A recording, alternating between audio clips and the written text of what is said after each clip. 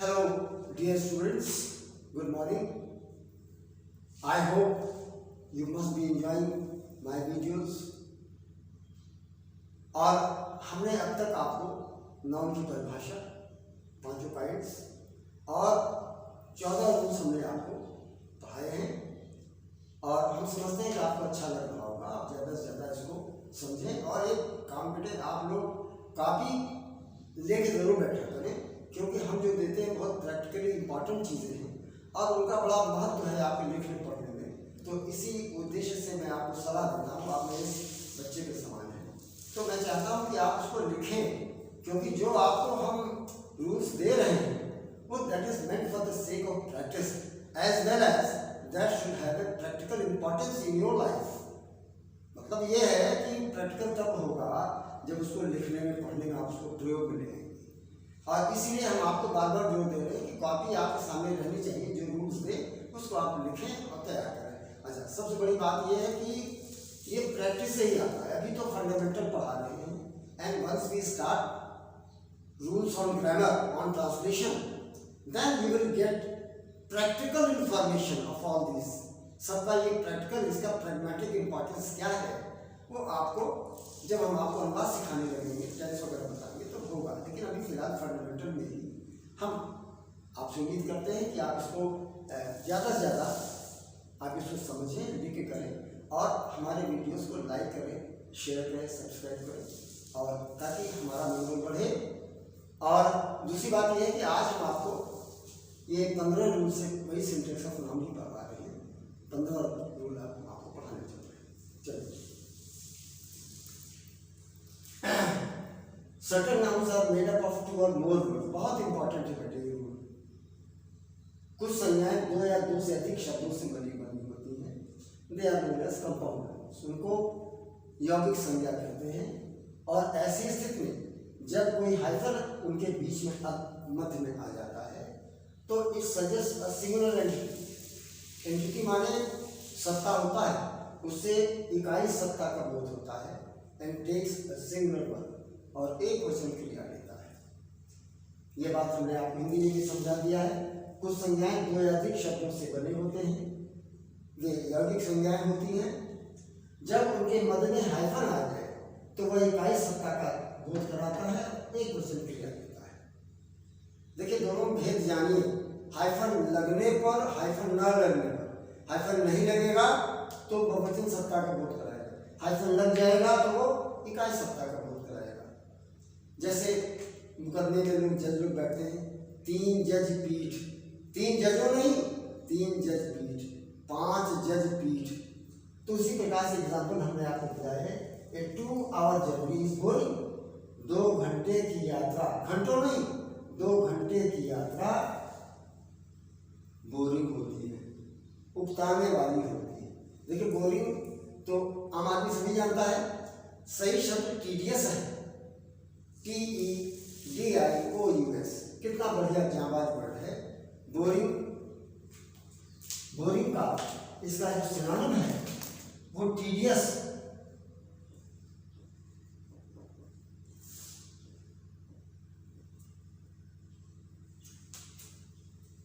अब इसका नाम जब बनेगा, आपको सब ट्रांसलेशन पढ़ाएंगे, सब सिखाएंगे आपको। बोरिंग का नाम बनेगा बोर्डम, BOREDOM। इसका नाम बनेगा टीडियम। तो ये आपको अनुवाद जब सिखाएंगे तो सब बहुत बड़ी बड़ी चीजें बताएंगे। तो ये 2 घंटे की यात्रा बड़ी उकताहट वाली, बड़ी बोरिंग होती है। दूसरा एग्जाम्पल पाए, ए 500 rupee note is on the table. देखिए, रुपीज न कह के रुपी है, एक 500 रुपए की नोट मेज पर है, इसलिए है को अंडरलाइन कर दिया है। और यहां रुपी है और ये नोट्स नहीं है, और इसीलिए यहां एमबी करके लिख दिया है। यदि हाइफन ना रहे तो बहुवचन सत्ता का बनकर बहुवचन क्रिया देता है। जैसे 500 rupees are in my pocket, मेरे जेब में। इस बात को ध्यान से देखना। 500 rupees notes are in my pocket, मेरे जेब में 5 रुपए की नोटें हैं। ये नोट्स हो गया, यहाँ पर एक नोट थी, 100 की 5 नोट हो सकती है, 10 की 50 नोट हो सकती है, 50 की 10 नोट हो सकती है। तो ये बहुवचन सत्ता होता है। हम समझते हैं दोनों में आप अंतर समझ गए होंगे, और इम्तिहान बहुत आता है दोनों में। ये जानिए, ये हमेशा एक वचन क्लियर है और आपको समझ में आ गया होगा। इसमें कुछ नहीं, बस ये है कि जब हाइफन लगा रहे तो वो इकाई शब्द का विरोध कराएगा, एक वचन क्रिया रहेगा। हाइफन नहीं रहेगा तो बहुवचन शब्द का विरोध कराएगा, बहुवचन क्रिया रहेगा। एक बात हमारी तरफ से आपको सलाह है कि ज्यादातर इकाई द्योतक ऐसी संज्ञाएं होती हैं, घंटा, यात्रा।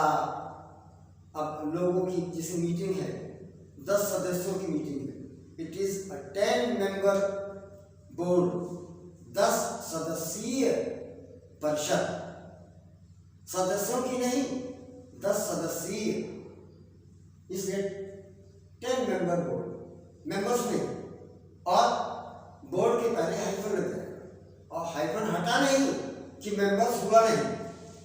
ये भी जानिए, दोनों बहुत बड़ी इंपॉर्टेंट चीजें हैं। Now we come to the 16th rule.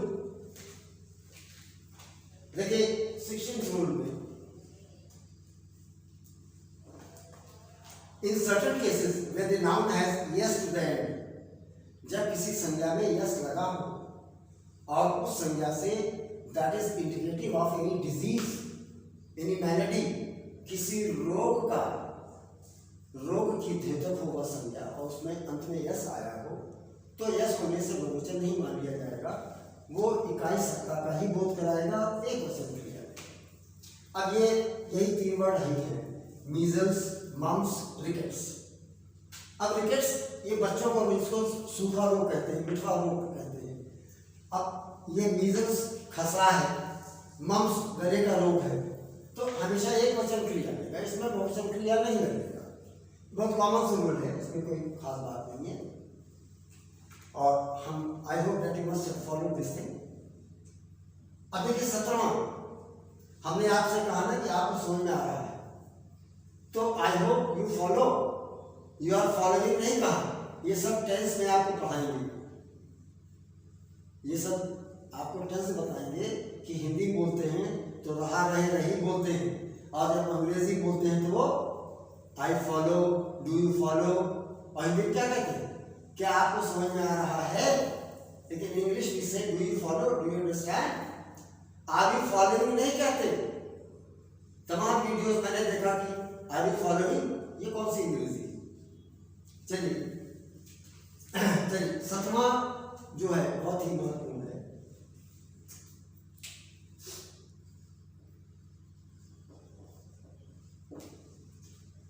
In cases of collective noun, हम समूहवाचक संज्ञा की ये बात करते हैं, तो it is desirable to note, यह ध्यान देना वांछनीय है कि अगर उस कलेक्टिव नाउन के सदस्यों में इफ देयर इज अनएनिमिटी, सर्वसम्मति है, मतैक है, एक ही मत सब ये सारे सदस्यों का है अमंग द मेंबर्स, तो it suggest a singular entity, तो वह इकाई सत्ता का बोध करेगा और एक वचन क्रिया रहेगा। बहुत इंपॉर्टेंट रूल है बेटे, जब किसी भी समूहवाचक संज्ञा के सदस्यों में मत एक हो, सबकी राय एक हो, मतों का विभाजन न हो, तो वह इकाई सत्ता का बोध कराता है, एक वचन क्रिया रहता है। ये हिंदी में भी लिख दिया है, समूहवाचक संज्ञा में जहां उसके सदस्यों में सर्वसम्मति या मतैक हो, इकाई सत्ता का बोध होता है और क्रिया एक वचन की होती है। बहुत अच्छा एग्जाम्पल है, the board has accepted the motion. अब बोर्ड में जितने सदस्य हैं सारे सदस्यों का आशय द बोर्ड से हो, the board has accepted the motion का मतलब परिषद ने प्रस्ताव स्वीकार कर लिया है, मोशन माने प्रस्ताव। लेकिन अब जैसे the class is on picnic, class माने सारे सदस्य, उसमें सबकी एक मत है कि टूर पे जाना, पिकनिक पे जाना, इसलिए वहां पर इज लगा और क्लास का क्लासेस नहीं होगा। लेकिन contrary to this, on the other hand, if there is differences of opinion, अगर मतों में विभेद है या मत सबके एक नहीं है, मतों का विभाजन है, तो ऐसी स्थिति में बहुवचन सत्ता का बोध होता है और बहुवचन क्रिया देता है। बहुत अच्छा एग्जाम्पल है, the board were divided on this issue.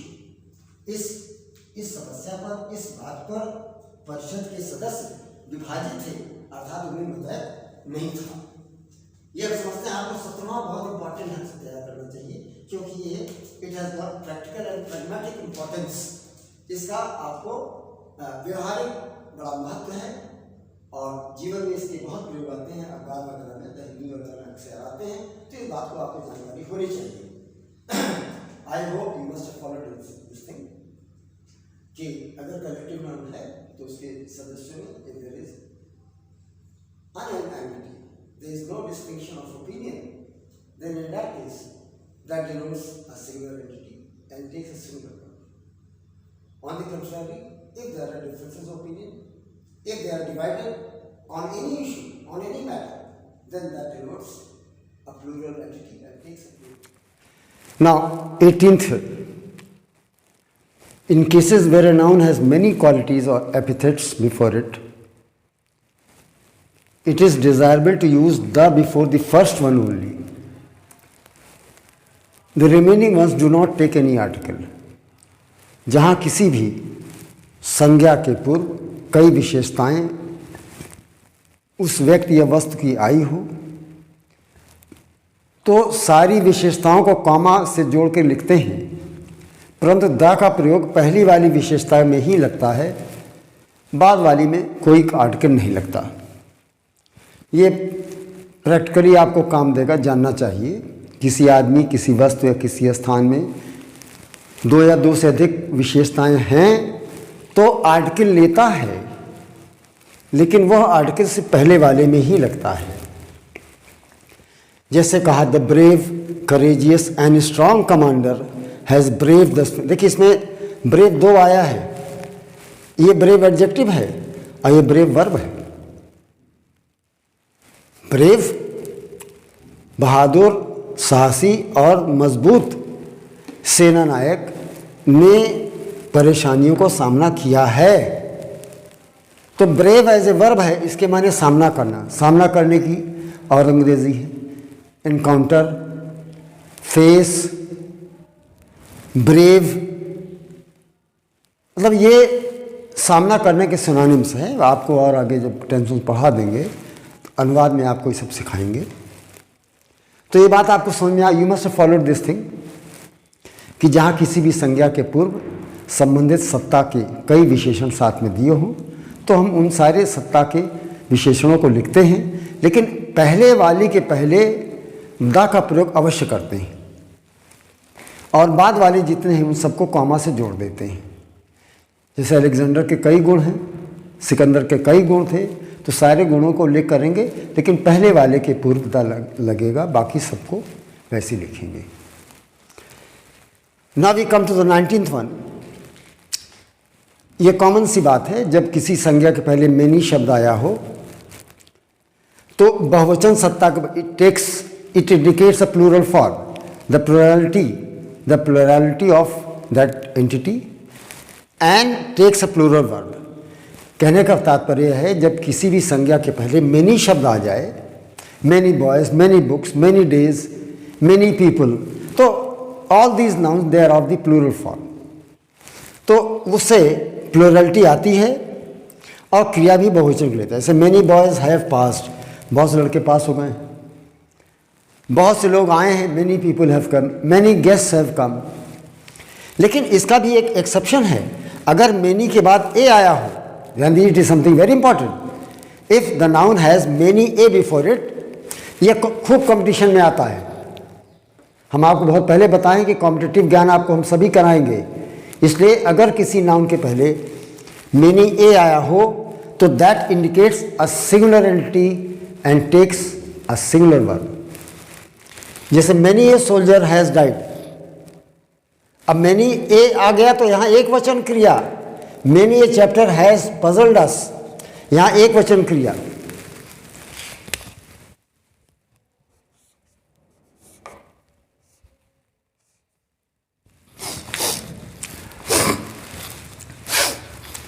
तो हम समझते हैं आपको क्लियर हो गया होगा।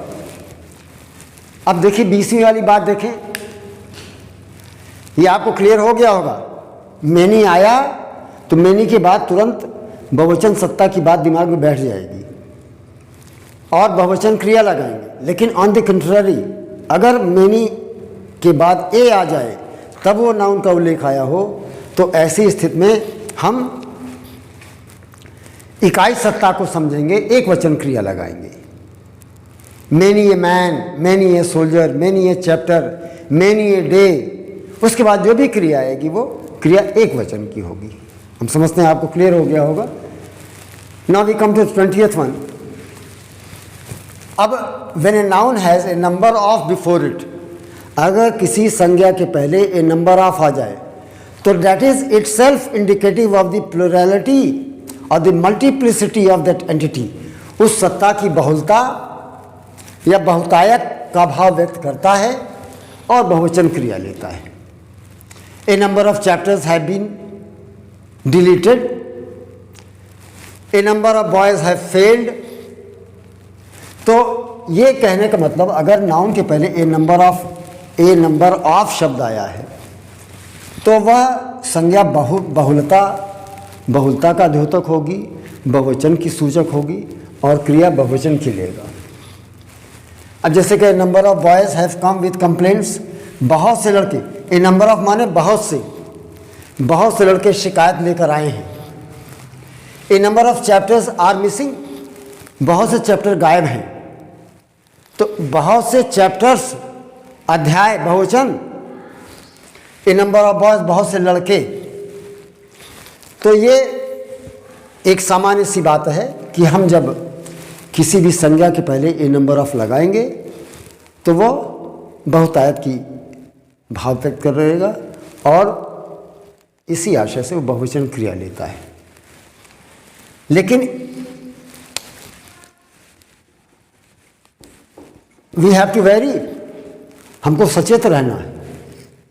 हमें सचेत रहना है कि अगर ए नंबर ऑफ की जगह द नंबर ऑफ आ जाए तो that is indicative of a particular number. When the noun has the number of before it, it denotes a specific number, a unit, and so takes a singular verb. बहुत important. यदि संज्ञा के पूर्व the number of आए तो उससे किसी विशिष्ट संख्या का बोध होता है और इसीलिए क्रिया एक वचन के ले लेता है। जैसे मरने वालों की संख्या बढ़ गई है, फेल होने वालों की संख्या बढ़ गई है, किताबों की संख्या घट गई है, मरने वालों की संख्या बहुत कम हो गई है, कोरोना से मरने वालों की संख्या बहुत घट गई है। तो आदि जितने भी आपको बता रहे हैं ये सब के सब किसी विशिष्ट संख्या का द्योतक होते हैं और वो एक वचन क्रिया लेते हैं। इसलिए ये है the number of complaints has reason, शिकायतों की संख्या, द नंबर ऑफ माने की संख्या। और जो संख्या होगी तो एक गिनती होगी, जब एक गिनती होगी तो एक वचन क्रिया ले लेगा। और यहाँ तो कंपैरेटिवली आपने देखा ए नंबर ऑफ माने बहुत से, जब बहुत से हो गया तो बहुत से वो सत्ता बहुलता को बात बताएगी, इसलिए वहाँ बहुवचन क्रिया लिया। लेकिन द नंबर ऑफ वाली बात जब आएगी तो इसके माने कोई विशिष्ट गिनती है, संख्या है, and that is our concern and that is why it takes a singular verb. इसी आशय से उसके सिंगुलर वर्ब लगाते हैं। तो ये दोनों चीज़ें you must prepare this thing well, both the things they are both contradictory. इसमें ए नंबर ऑफ और द नंबर ऑफ, इसको बिल्कुल तैयार करिए, इसमें कोई कमी नहीं होनी चाहिए और आवश्यकता पर इसको निशान लगे। In cases where a noun has none or neither before it, अगर किसी संज्ञा के पहले नन या नाइदर आया हो तो उस संज्ञा को बहुवचन की होनी चाहिए, लेकिन क्रिया एक वचन की लगता है, क्योंकि नन माने 3 या 3 से अधिक, नाइदर माने 2 में से कोई नहीं। तो नन माने 3 या 3 से अधिक में से कोई नहीं, जो कोई नहीं होगा तो सिंगुलर एंटिटी हो गई, इसलिए क्रिया वो एक वचन के लेगा। हाँ, लिखेंगे जब तो नाइदर और नन के बाद यहाँ संज्ञा को हम बहुवचन जरूर लिखेंगे। ये आपको ध्यान रखना है कि नाइदर ऑफ द बॉयज, उन दोनों लड़कों में से कोई नहीं पास हुआ है। नाइदर, ध्यान दीजिएगा, you must note this thing, that is something very important. Neither means not this not that one, ना तो ये ना तो वो, दो में से कोई नहीं। एंड नन मीन्स तीन या तीन से अधिक में से कोई नहीं। नेगेटिव सेंस दोनों आते हैं। तो neither of the boys has pass, इन दोनों लड़कों में से कोई नहीं पास हुआ है। जब है आ गया तो हैज लग गया। Similarly likewise if I say none of the girls is here, उन लड़कियों में से तीन या तीन से अधिक लड़कियां हैं। जब नन शब्द आ गया तो यह जान लीजिए कि तीन या तीन से अधिक लड़कियां हैं और उन लड़कियों में से कोई नहीं यहां पर है। इसीलिए ये इज लगा, क्योंकि उनमें से कोई भी लड़की नहीं है। तो नाइदर का प्रयोग दो में से कोई नहीं, नन का प्रयोग तीन या तीन में से कोई नहीं। हम समझते हैं आपको क्लियर हो गया होगा। ये इसमें नाइदर और नन की बात यही है कि वो अपने बाद क्रिया हमेशा सिंगुलर लेता है। You will have to bear in mind that whenever a noun comes after, if a noun succeeds neither or none, that particular noun, it has to be of the plural form, but the verb is always of the singular number. ये दोनों बहुत important हैं।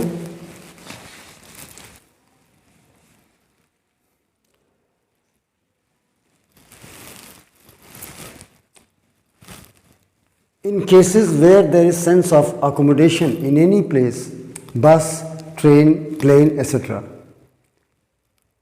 I have often heard people saying, space, there is no space in the bus, there is no space in the hall. My goodness, it is such a blunder, इतनी बड़ी महान भूल है कि हॉल में, कमरे में, बस में, ट्रेन में लोग जगह के लिए स्पेस कहते हैं। अरे भाई, स्पेस माने अंतरिक्ष होता है।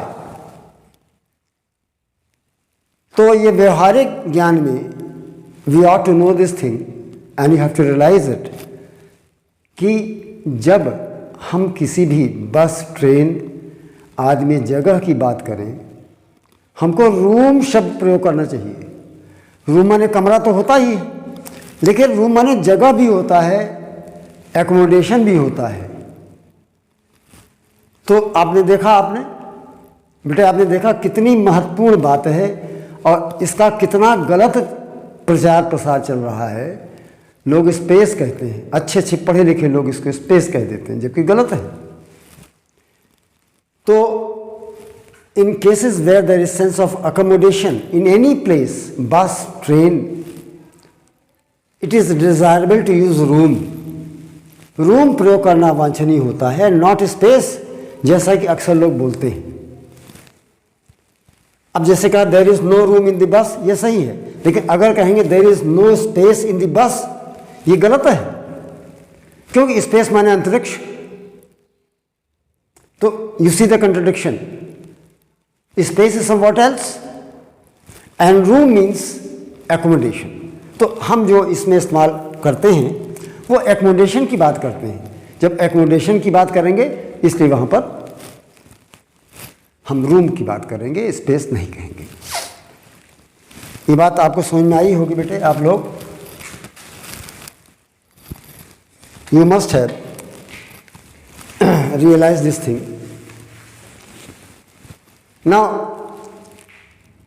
When a noun has some before it, देखिए ये भी बहुत इंपॉर्टेंट बात है कि नाउन में ही बता, हालांकि ये हम आपको एक रिपीट करेंगे, एग्रीमेंट ऑफ द वर्ब जब चैप्टर पढ़ाएंगे तो आपको ये दोबारा नियम आपको फिर से बताने पड़ेंगे, लेकिन नाउन के संदर्भ में आया है। They have come in the context of noun, so that is why we have dealt with, हमने इसकी चर्चा कर दिया है आपको कि अगर किसी भी संज्ञा के पहले सम आ जाता है तो उसके दोनों भाव होते हैं। सम के बाद आई हुई संज्ञा काउंटेबल भी हो सकती है, नॉन काउंटेबल। जब काउंटेबल होगी तो प्लूरल फॉर्म में होगी, प्लूरल वर्ब लेगा, लेकिन जब नॉन काउंटेबल होगी तो सिंगुलर एंटिटी का बोध कराती है, क्योंकि उसको हम गिन तौल नहीं सकते हैं, कुछ परिश्रम की आवश्यकता है। कुछ सावधानी की आवश्यकता है, समझ रहे हैं? तो वहाँ पर क्रिया जो है वो वर्ब जो होगी सिंगुलर फॉर्म होगी।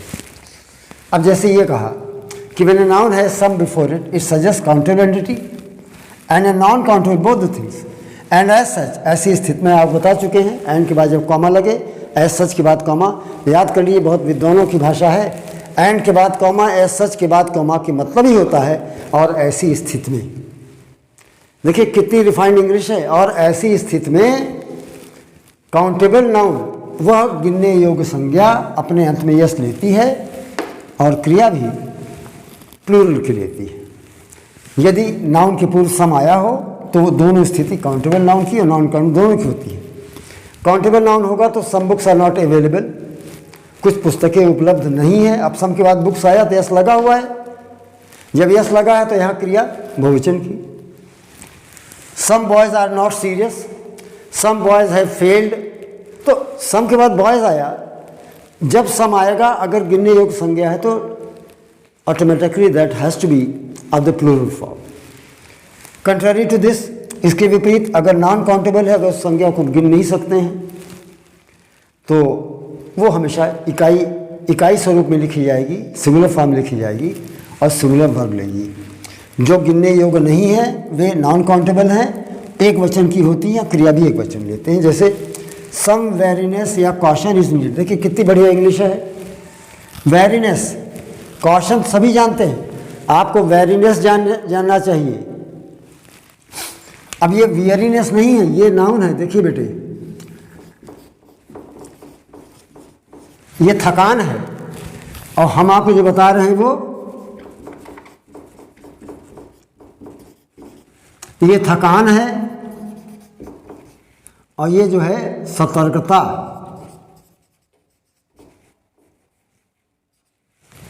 दोनों में अंतर है, स्पेलिंग में अंतर है, उनके अर्थ अलग है, उनका प्रोनाउंसिएशन एक जैसा है। तो प्रोनाउंसिएशन एक जैसा है उससे कोई मतलब नहीं, इसके अर्थ अलग है। वेरीनेस को टायर्डनेस भी कहते हैं, इसी को फटीग कहते हैं।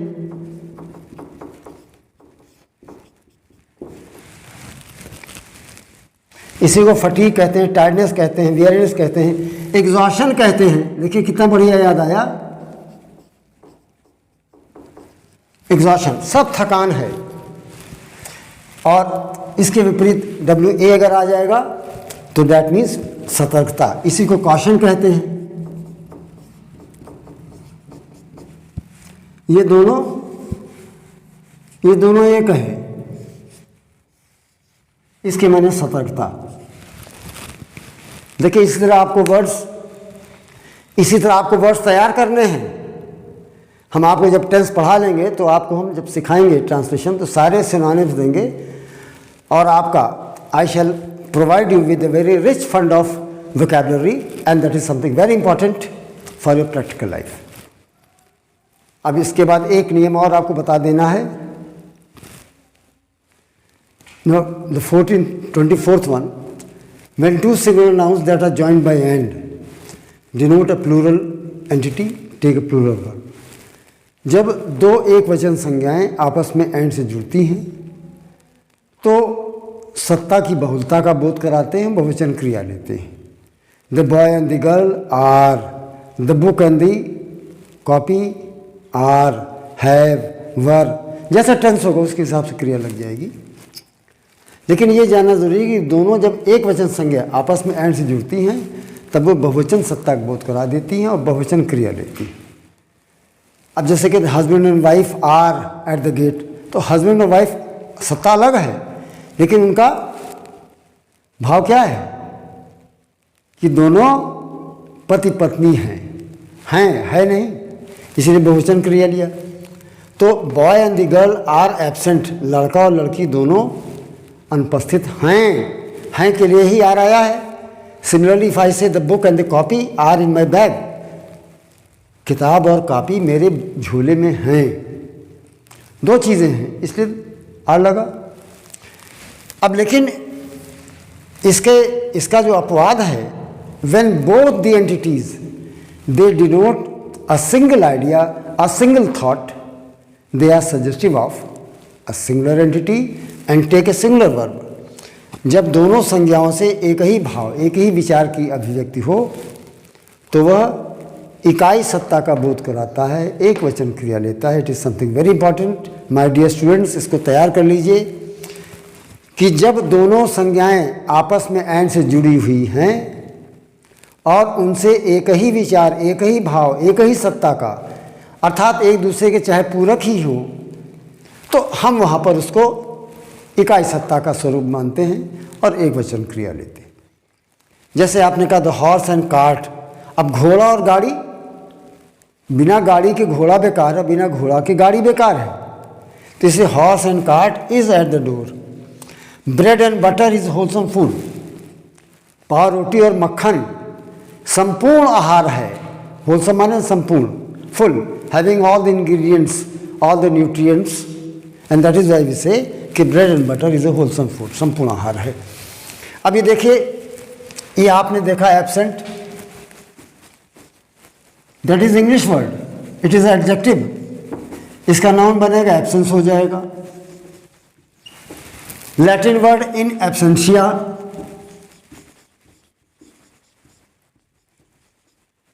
ये लैटिन है, इन एब्सेंशिया। अब सिमिलरली अगर जैसे आपने कहा कि कार्ट, कार्ट माने गाड़ी, घोड़ा गाड़ी। अब इसी को देखिए चेस भी कहते हैं, ध्यान दीजिएगा, चेस माने बग्घी।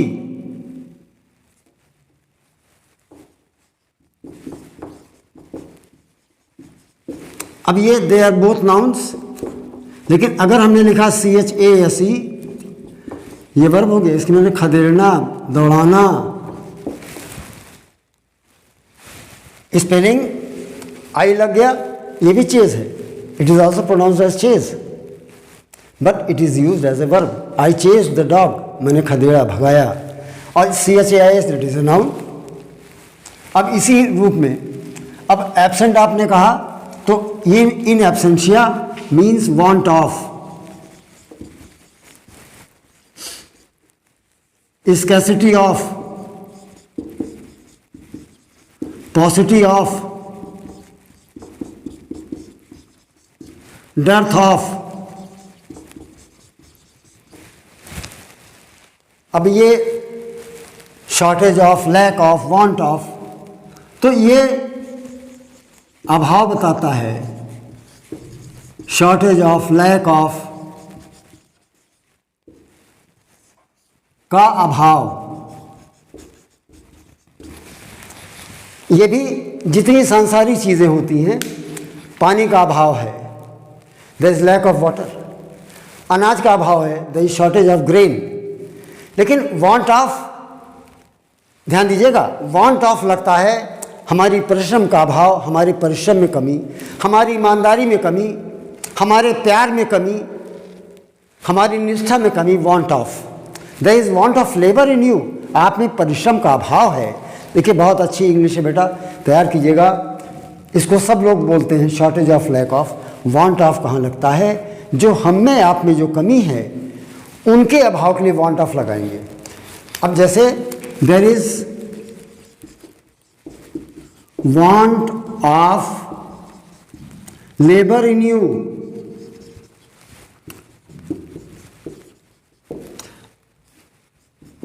की कमी,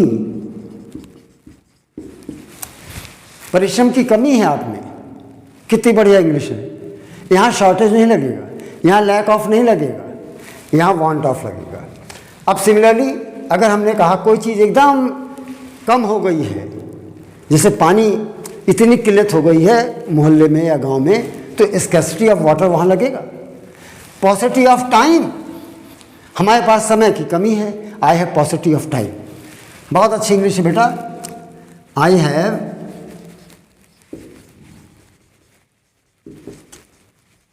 पॉसिटी ऑफ टाइम, समय का अभाव है।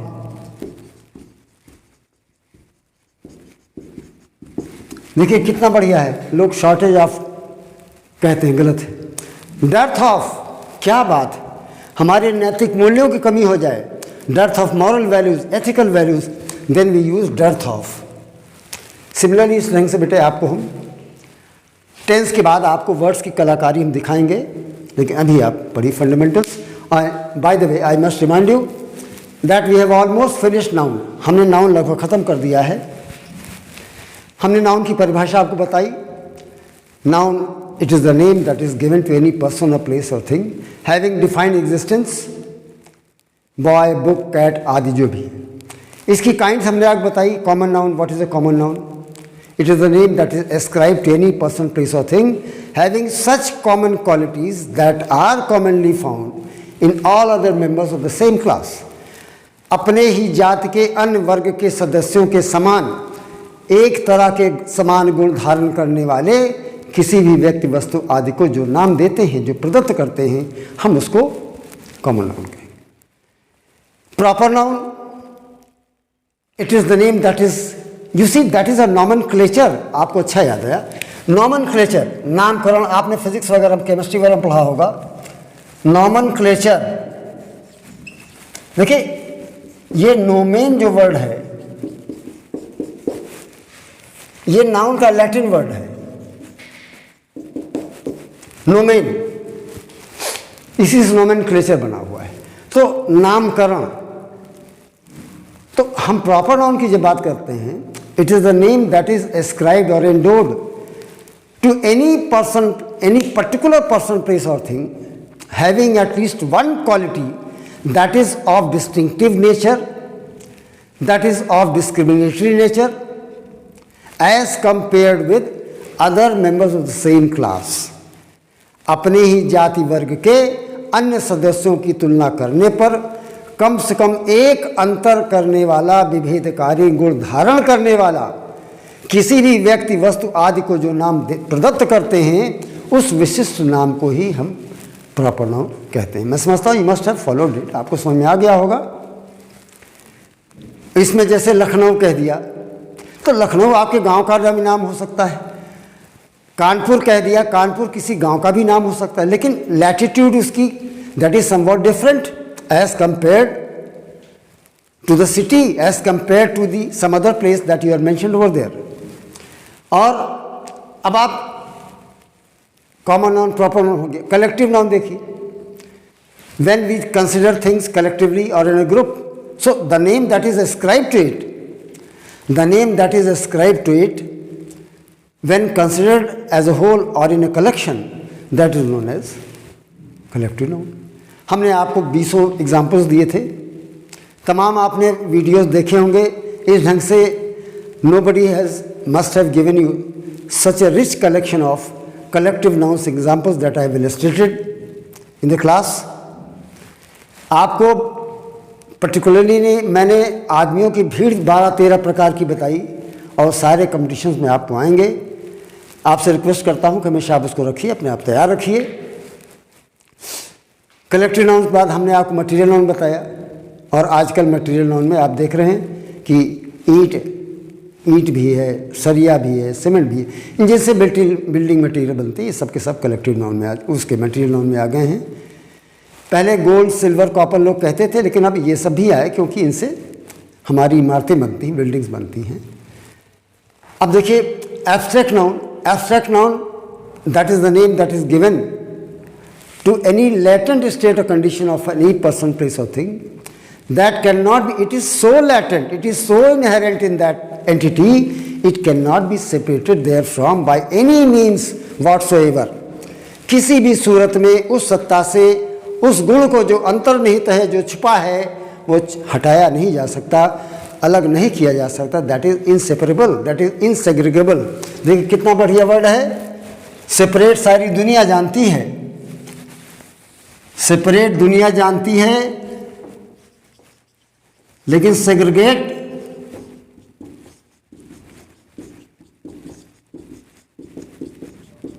दोनों माने अलग करना है। They are both verbs. Separation is noun, you see separation is a noun and this is segregation।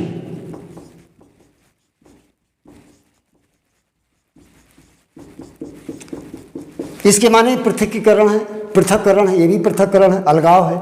लेकिन उसमें अंतर यह है कि सेपरेट कहीं भी लग सकता है, लेकिन segregate where there is some sort of epidemic, some disease or any contagious disease or any infectious disease that is liable to take some other people within its ambit, within its grip, and that is why such persons or such elements, they are ought to be segregated. वह रोग अन्य में न फैल पाए, संक्रमण न हो पाए, तो ऐसे पृथकीकरण को, ऐसे अलगाव को हम सेग्रीगेशन कहते हैं, सेपरेशन नहीं कहते। बात समझ रहे हैं ना? तो अब इस ढंग से, अब जैसे आपने कहा साहब क्रूर है, इज वेरी क्रूअल, तो क्रूअल को जो आप कहते हैं ये क्रूअल है, लेकिन इसी को कहते हैं मैकाबर हेरिटेज। ये हमारी क्रूर विरासत है जो अंग्रेजों से मिली थी। इसको अच्छे से जजेस ने लिखा मैकाबर हेरिटेज, इसको क्रूअल कहते हैं, इसी को कैलस कहते हैं, कठोर, कठोर हृदयी, कैलस, हार्ड हार्टेड। देखिए बेटे ये सब सिनोनिम है। ये हम आपको जब स्टार्ट करेंगे टेंस के बाद तो आपको हम सिनोनिम्स दे देंगे, लेकिन आप डायरी बनाइए, मोटी डायरी, सारे वर्ड्स लिखिए, खूब धुआंधार लिखिए, हम जब तक हैं। आज हम यहीं से ख़त्म करते हैं। We end the chapter of today noun, probably we shall start with pronoun tomorrow.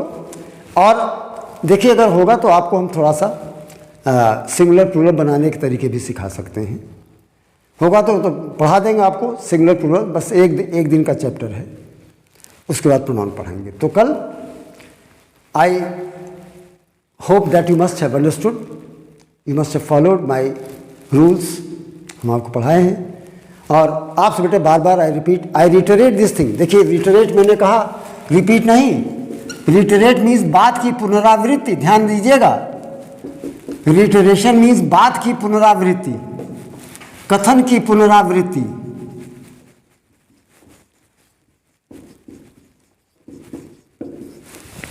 ये रिपीटेशन नहीं है, ये किसी अन्य चीज की पुनरावृत्ति है, वो रिपीटेशन होती है।